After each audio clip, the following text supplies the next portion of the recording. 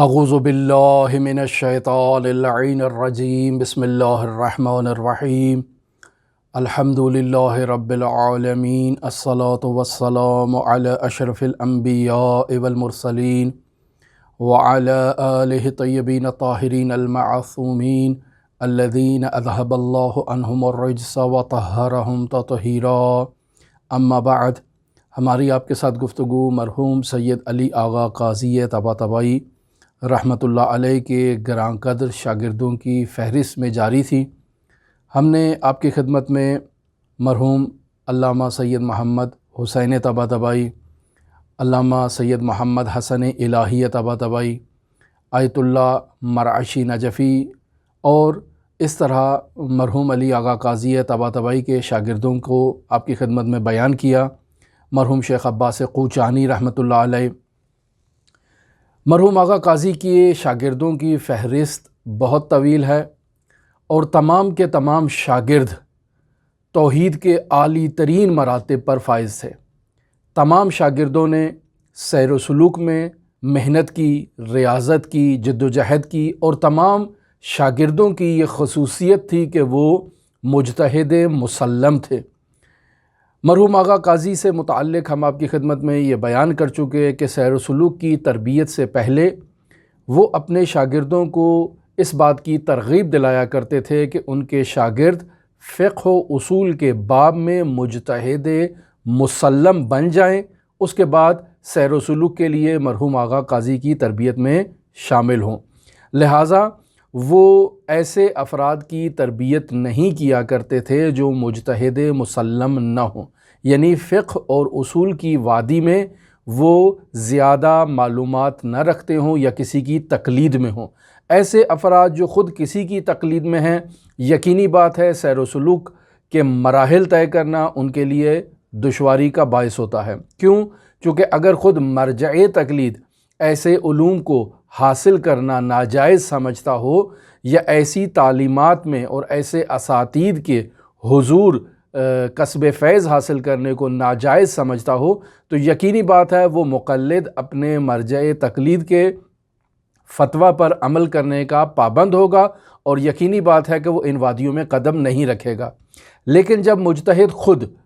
صاحب نظر ہو، فقہ و اصول کے تمام مبانی کو اچھی طرح سے سمجھتا ہو، ان سے واقف ہو، ان سے آگاہ ہو، تو ایسے شخص کے لیے خود نظریاتی طور پر چونکہ فقہ میں اس کو تبحر حاصل ہے، اس کے لیے کسی قسم کی مشکل نہیں ہوگی۔ ہم آپ کی خدمت میں اس مطلب کو پہلے بھی ذکر کر چکے کہ مرحوم آغا ضیاء کی نظر مبارک یہ تھی کہ وہ آغا قاضی کے پاس سیر و سلوک کی منازل کو سیکھنا ناجائز سمجھتے تھے، لہٰذا ان کے درس میں شرکت کی بنیادی ایک یہ شرط تھی کہ ان کے شاگرد مرحوم سید علی آغا قاضی کے درس میں شریک نہیں ہوں گے۔ یہ ہم آپ کی خدمت میں پہلے مطالب بیان کر چکے، لہٰذا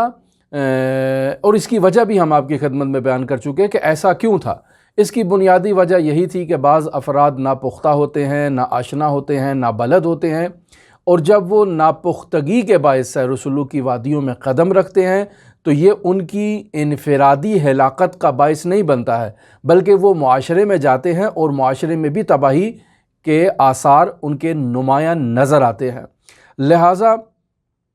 مرحوم علی آغا قاضی طباطبائی کے شاگردوں کی فہرست میں تمام شاگرد نامور شاگرد ہیں، گراں قدر شاگرد ہیں، اور انہی گراں قدر شاگردوں کی فہرست میں مرحوم سید حسن مسقطی یا سید حسن اصفہانی کا نام نہایت ہی نمایاں ہے، بلکہ اگر یوں کہا جائے کہ اس نام کو سنہرے حروف سے درج ہونا چاہیے یا لکھا جانا چاہیے تو ہم نے گویا کہ مبالغہ نہیں کیا ہے۔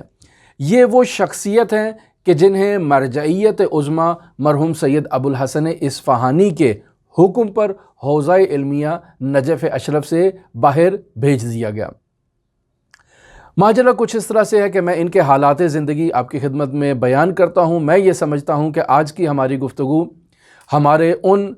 دیکھنے والوں کے لیے جو ہندوستان میں مقیم ہیں اور وہاں سے ہماری گفتگو کو سنتے ہیں اور کافی دلچسپی سے سنتے ہیں، آج کی گفتگو ان کے لیے زیادہ حائز اہمیت ہونی چاہیے، چونکہ سید حسن مسقطی کا مرقد خود ہندوستان کے اندر ہے اور یہ ان کی وہاں جا کر زیارت بھی کر سکتے ہیں۔ سید حسن مسقطی 1297 ہجری قمری کو کربلائے معلیٰ میں پیدا ہوئے، یعنی ان کی پیدائش کربلا میں ہے، لیکن یہ اصالتاً اصفہانی ہے، یعنی اصفہان سے تعلق ہے ان کا، ایران سے ان کا تعلق ہے، لیکن ان کی پیدائش جو ہے وہ کربلائے معلیٰ میں ہوتی ہے۔ پھر دوسرا پہلو یہ ہے کہ ان کے والد بزرگوار بھی مرجع مسلم تھے، عالم دین تھے اور روحانی تھے۔ پھر اس کے بعد ان کا سلسلہ نسب اگر ہم دیکھیں تو 26 واسطوں کے ذریعے سے یہ حضرت امام موسیٰ کاظم علیہ آلاف و تحیت و ثنا تک ان کا سلسلہ نسب جو ہے وہ جا کر پہنچتا ہے۔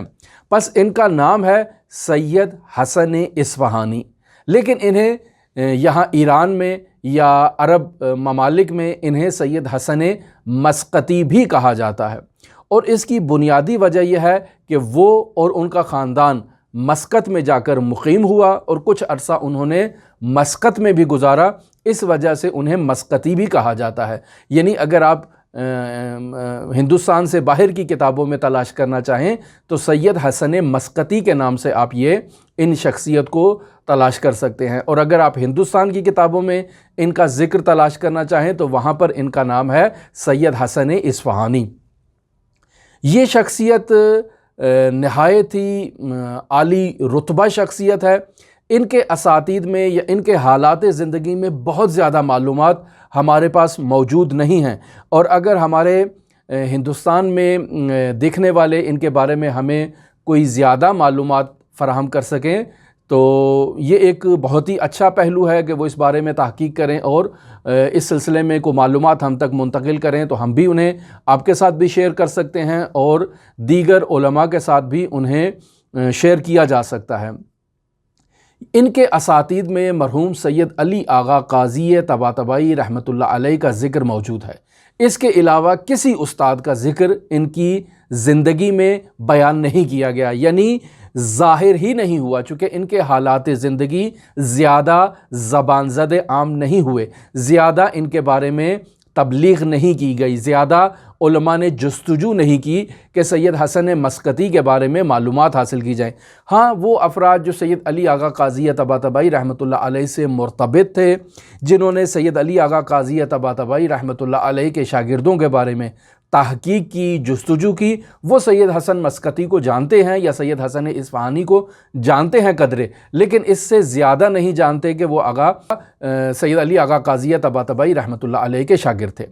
ہم صرف اتنا جانتے ہیں کہ انہوں نے عرفان عملی اور عرفان نظری کی تعلیمات سید علی آغا قاضی طباطبائی رحمۃ اللہ علیہ سے حاصل کی۔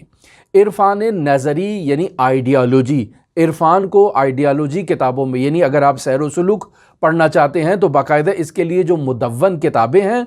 ان کتابوں کو پڑھا جائے، یہ عرفان نظری کہلاتا ہے۔ عرفان عملی یعنی پریکٹیکل لائف میں جو عرفان ہے، جو وظائف ہیں، جو ریاضتیں ہیں، جو دستور العمل ہیں، اسے عرفان عملی کہا جاتا ہے۔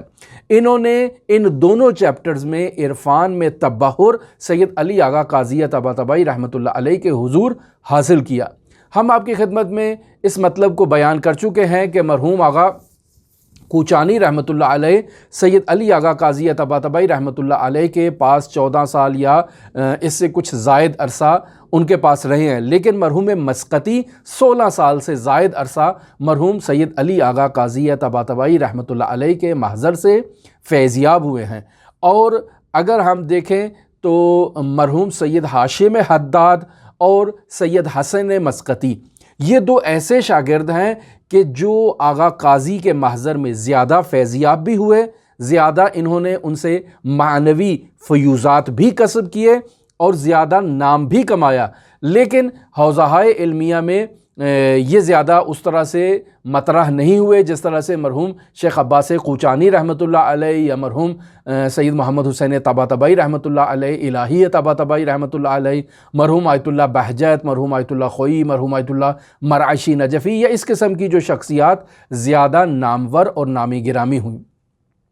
مرحوم آغا مسقطی رحمۃ اللہ علیہ یا مرحوم اصفہانی رحمۃ اللہ علیہ اپنے استاد سید علی آغا قاضی طباطبائی سے بے پناہ محبت کیا کرتے تھے، بے پناہ عقیدت رکھا کرتے تھے، اور اس شدت محبت اور شدت عقیدت کی بنیاد پر ان کا اور علی آغا قاضی طباطبائی کا ایک دوسرے سے جدا ہونا یہ خود ایک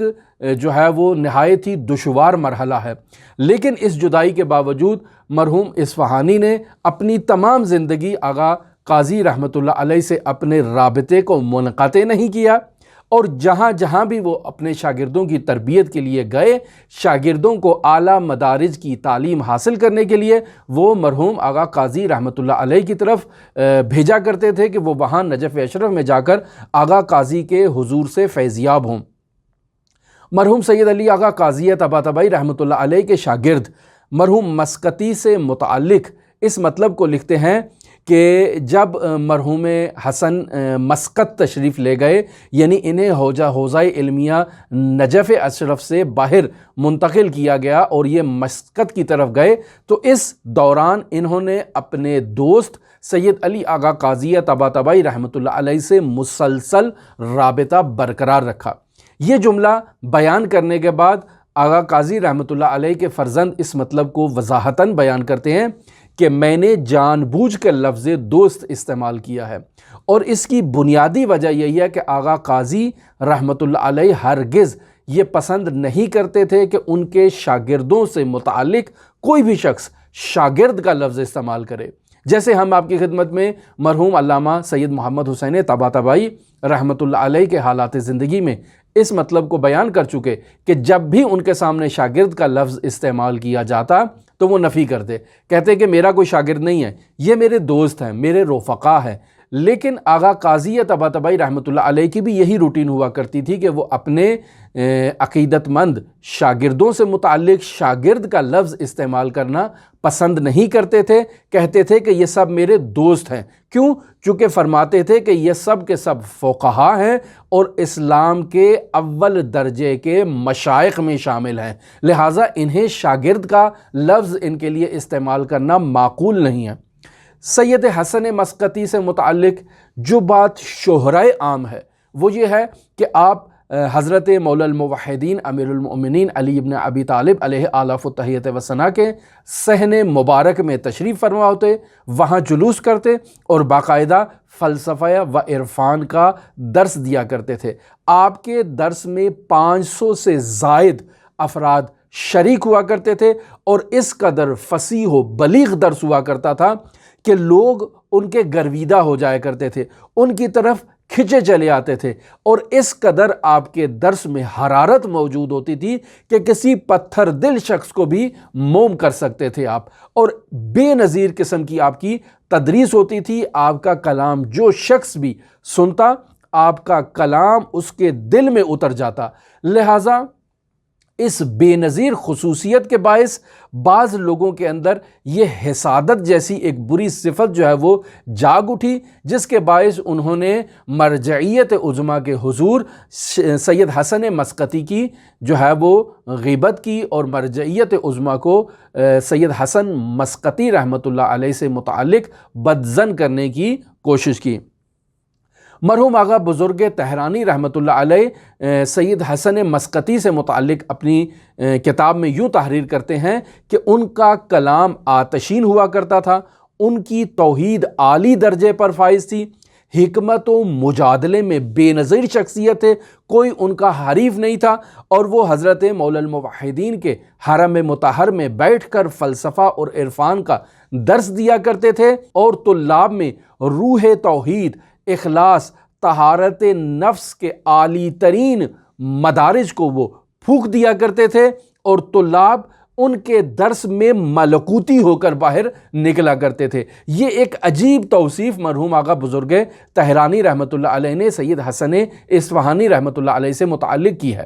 وہ جو حسادت کا میں پہلو آپ کی خدمت میں بیان کر رہا تھا، اس کی بنیاد ہی یہی تھی کہ طلاب کے ذہنوں میں یہ گمان تھا کہ اگر حسن مسقطی اسی طرح سے باقاعدہ اپنا درس جاری رکھیں گے تو حوزہ علمیہ نجف اشرف میں انقلاب برپا ہو جائے گا، اور حوزہ علمیہ نجف جو حوزہ فقاہتی ہے، جو حوزہ اصولی ہے، وہ تبدیل ہو جائے گا حوزہ عرفانی کے اندر اور حوزہ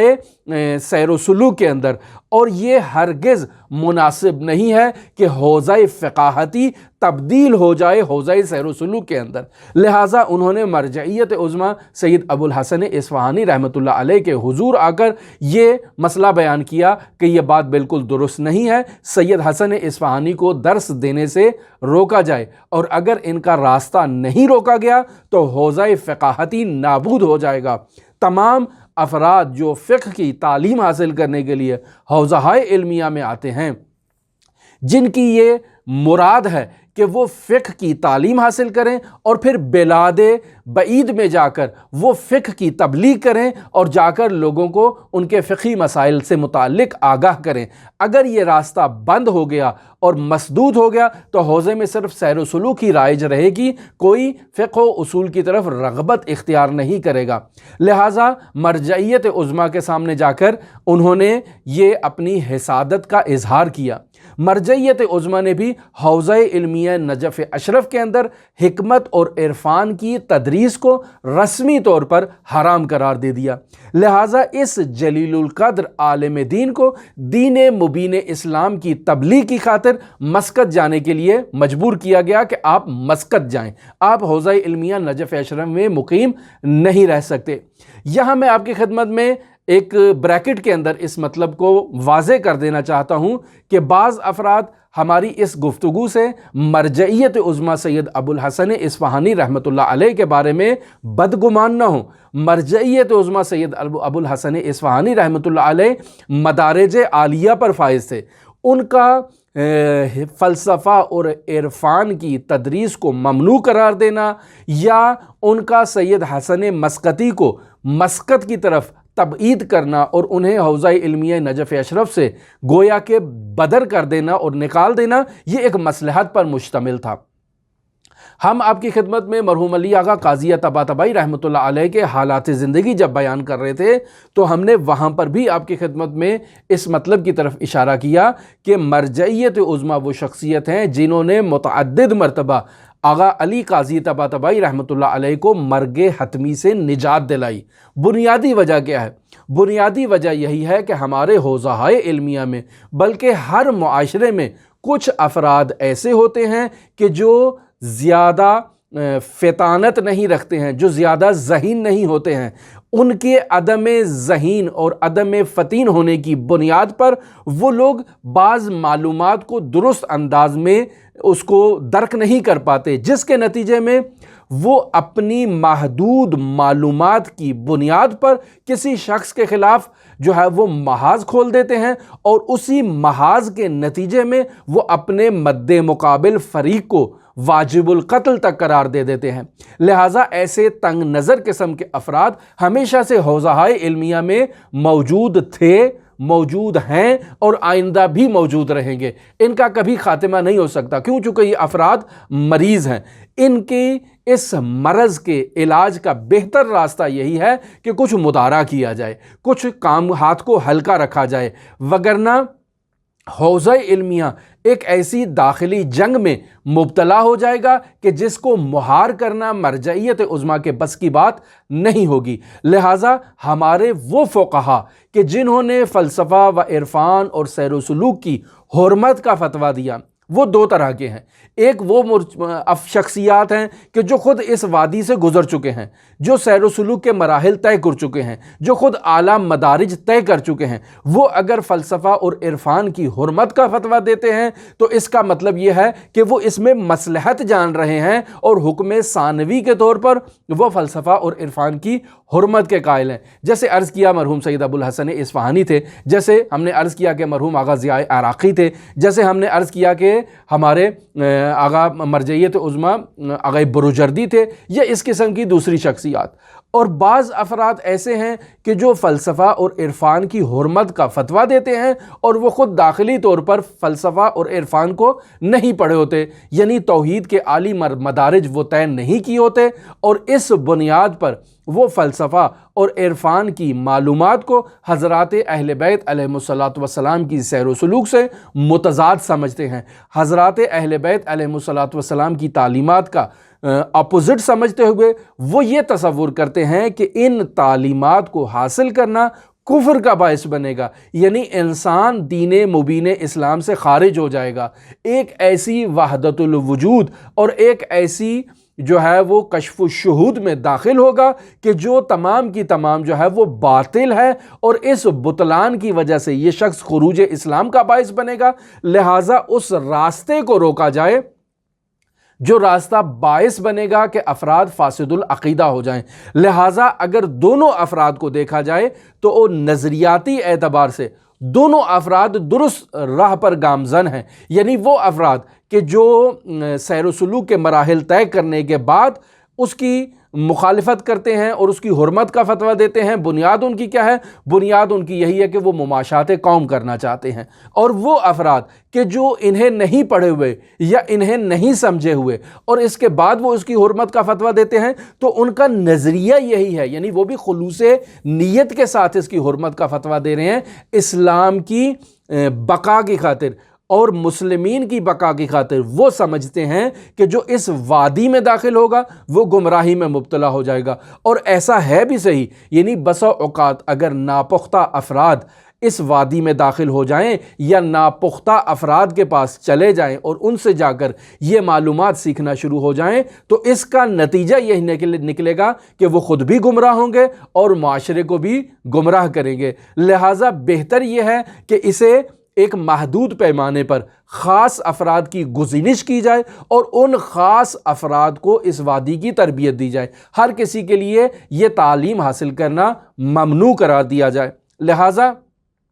مرحوم آیت اللہ برجردی رحمۃ اللہ علیہ نے مرحوم آغا سید اللہ محمد حسین طباطبائی رحمۃ اللہ علیہ سے یہ کہا تھا کہ میں خود فلسفہ اور عرفان پڑھا ہوں، اور ہمارے استاد آغا جہانگیر خان افراد کی گزینش کیا کرتے تھے، یعنی انتخاب کیا کرتے تھے کہ کس میں صلاحیت ہے، جس میں صلاحیت ہے اسے خصوصی درس دیا کرتے تھے، اور جس میں صلاحیت نہ ہو اسے اس وادی میں داخل ہونے سے روک دیا کرتے تھے۔ تو آپ بھی ایسا کریں کہ آپ بھی اپنے طلاب کی گزینش کریں، وہ افراد جو فلسفہ اور عرفان پڑھنے کی صلاحیت رکھتے ہیں ان افراد کا انتخاب کریں اور ان کی خصوصی طور پہ تربیت کریں، عمومی درس نہ کریں۔ مرحوم مسقطی سے متعلق ہم نے عرض کیا کہ وہ صحن امیر المومنین میں درس دیا کرتے تھے فلسفہ اور عرفان کا، 500 افراد ان کے درس میں شریک ہوا کرتے تھے۔ لابد ہے کہ ان 500 افراد میں صلاحیت نہیں پائی جائے گی کہ وہ فلسفہ اور عرفان کی تعلیم حاصل کر سکیں۔ ممکن ہے ان میں سے 20 25 30 40 افراد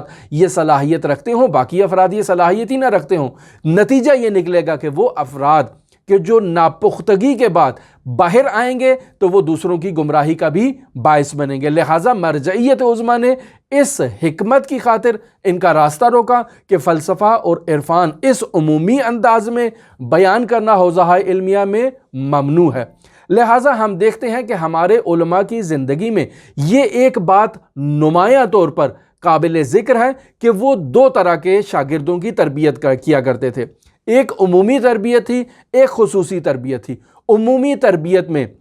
تھوڑا دائرہ وسیع ہے، افراد کو شامل کیا جا سکتا ہے، لیکن خصوصی حلقہ احباب میں صرف مخصوص افراد کو شامل کیا جا سکتا ہے، ہر کسی کو اس دائرے میں داخل ہونے کی اجازت نہیں ہے۔ لہٰذا ہم نے آپ کی خدمت میں سید علی آغا قاضی طباطبائی رحمۃ اللہ علیہ سے متعلق اس مطلب کو بیان کیا کہ ان کے بھی 2 درس ہوا کرتے تھے، عمومی اور خصوصی۔ خاص حلقہ احباب میں خاص افراد تھے اور عام حلقہ احباب میں عام افراد ہوا کرتے تھے۔ مرحوم آغا طباطبائی رحمۃ اللہ علیہ کے حالات زندگی میں بھی اسی چیز کو ہم مشاہدہ کرتے ہیں۔ مرحوم آغا حسن زادی آمولی کے حالات زندگی میں بھی اسی چیز کو مشاہدہ کرتے ہیں۔ یہ چیز مرحوم حسن مسقطی رحمۃ اللہ علیہ کے حالات زندگی میں نہیں تھی، لہٰذا مرجعیت عظمیٰ وارد عمل ہوئے جب لوگوں نے ان کی جو ہے وہ غیبت کی یا ان کی برائی کی مرجعیت عظمیٰ کے سامنے کہ اگر یہ راستہ نہ روکا گیا تو حوزہ علمیہ میں انقلاب آ جائے گا اور یہ حوزہ فقاہتی تبدیل ہو جائے گا حوزہ فلسفی اور حوزہ عرفانی اور حوزہ سیر و سلوک میں۔ لہٰذا مرجعیت عظمیٰ نے اس کا راستہ روکا اور باقاعدہ اس انداز میں فلسفہ اور عرفان کی تحریم کر دی، اور اگر یہ راستہ نہ روکا جاتا تو یہ افراد جو آج مرجعیت عظمیٰ کے پاس گئے تھے، یہی افراد عامت الناس کے پاس جاتے اور انہیں اکساتے کہ آغا مسکتی کو شہید کر دیا جائے۔ جیسے مرحوم علی آغا قاضی طباطبائی رحمۃ اللہ علیہ کی زندگی میں ہم دیکھتے ہیں کہ ان کے اوپر 3-4 مرتبہ قاتلانہ حملہ بھی ہوا، اور انہی خشک مقدس افراد کی جانب سے ہوا کہ جو اس چیز کو حرام جانتے تھے، اور مرجعیت عظمیٰ نے ان کی زندگی بچائی۔ تو در واقع مرجعیت عظمیٰ نے یہاں سید حسن اصفہانی رحمۃ اللہ علیہ کی زندگی کی حفاظت کی، انہیں عمومی تدریس سے روکا تاکہ یہ جو ایک غلط روش رائج ہو رہی ہے کہ ہر کسی کو آپ اپنے حلقہ احباب میں شامل کریں، یہ درست نہیں ہے۔ اور پھر اس کے بعد خاص افراد کو اگر مرحوم علی آغا قاضی طباطبائی تدریس کر رہے ہیں تو وہ ایک علیحدہ موضوع ہے۔ لہٰذا ہم یہ دیکھتے ہیں کہ آغا حسن مسکتی رحمۃ اللہ علیہ کو مرجعیت عظمیٰ کی جانب سے تبلیغ دین مبین اسلام کے لیے نجف اشرف سے باہر جانے کی طرف مجبور کیا گیا۔ لہٰذا سید حسن مسکتی رحمۃ اللہ علیہ نجف سے وداع کی خاطر باقاعدہ اپنے استاد کے پاس آتے ہیں اور ان سے آ کر اس چیز سے اجازت لیتے ہیں کہ میں یہاں سے باہر جاؤں یا باہر نہیں جاؤں۔ اس سے متعلق مرحوم سید حسن کے لیے نجف کو ترک کرنا نہایت ہی دشوار تھا۔ اپنے استاد کی خدمت میں حاضر ہوتے ہیں اور آ کر عرض کرتے ہیں کہ اگر آپ اجازت دیں تو میں مرجعیت عظمیٰ کی حکم عدولی کرتا ہوں اور نجف میں قائم رہتا ہوں اور کرسی فلسفہ و عرفان کو پختہ اور محکم انداز میں اس کی تدریس کرتا ہوں۔ لیکن مرحوم آغا قاضی رحمۃ اللہ علیہ نے کہا کہ نہیں، مرجعیت عظمیٰ کی حکم کی اطاعت کرنا آپ کے لیے لازم ہے، لہٰذا آپ نجف اشرف کو ترک کریں اور مسقط کی طرف آپ ہجرت کریں۔ اللہ آپ کے ساتھ ہے، آپ جہاں بھی ہوگے آپ کا مطلوب یعنی حضرت حق آپ کے ساتھ ہے، اور سیر و سلوک کی آخری منازل تک اور ان کی چوٹیوں تک وہ آپ کی ہدایت کرے گا۔ لہٰذا ہماری آپ کے ساتھ گفتگو مرحوم سید حسن اصفہانی یا مرحوم سید حسن مسقطی کے حالات زندگی کے بارے میں جاری ہے۔ مختصر 2 یا 3 ویڈیوز میں ہم اس تمام گفتگو کو کمپلیٹ کریں گے۔ اگر آپ دلچسپی رکھتے ہوں تو ہمارے ساتھ رہ سکتے ہیں۔ اللہم صلی علی محمد و آل محمد وعجل فرج قائم آل محمد۔